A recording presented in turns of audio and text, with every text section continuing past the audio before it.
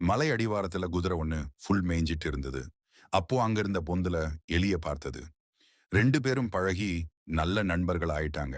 இருந்தாலும் அந்த எலி எப்ப பார்த்தாலும் தற்பெருமை பேசிக்கிட்டே, நான் ரொம்ப வலுவானவன், மண்ணையே துளைச்சிடுவேன், என்னை யாராலும் ஒண்ணும் பண்ண முடியாது தெரியுமா, பாம்ப கூட விரட்டிடுவேன் அப்படின்னு வீண் பெருமை அடித்துக்கொண்டு ஒரு நாள் குதிரையும் எலியும் பேசிக்கிட்டே ரொம்ப தூரம் போக, அப்போ எலி, நான் தான் உன்னை வழி நடத்துவேன், ஏன்னா நான் சண்டையில அவனை வீழ்த்திருக்கேன், இவனை வீழ்த்திருக்கேன்னு சொல்லி தம்பட்டம் அடிச்சுக்கிட்டு முன்ன போய் திடீர்னு எலி நின்னுடுச்சு.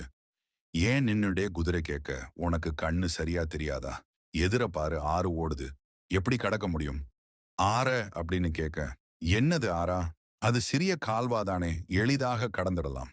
குதிரை சொல்ல, எலியோ குதிரையே, இது கால்வாயா, எனக்கு ஆறு மாதிரி தெரியுது, இறங்கினால் நிச்சயமா தண்ணியில அடிச்சிட்டு போய் மூழ்கிடவும் அப்படின்னு எலி சொல்ல, குதிரையோ எலி பேச்ச கேட்காம கால்வாயில இறங்கிடுச்சு. எலியே, என் முழங்கால் அளவு கூட தண்ணி இல்ல, இத நீ ஆறுன்னு சொல்றியா, உடனே இறங்கி வா அப்படின்னு குதிரை சொல்லுச்சு. அப்ப எலியும், நண்பா உனக்கு வேணா, இது கொஞ்சம் தண்ணீரா இருக்கலாம், ஆனா எனக்கு இது வெள்ளம் மாதிரி இருக்கு, தயவு செஞ்சு என் முதுகுல ஏத்தி அந்த அக்கறையில விட்டுடு, நான் என்ன பத்தி கருவத்தோட பேசினதெல்லாம் மறந்துட்டேன், என்ன மன்னிச்சிடு அப்படின்னு எலி குதிரை கிட்ட மன்னிப்பு கேட்டது.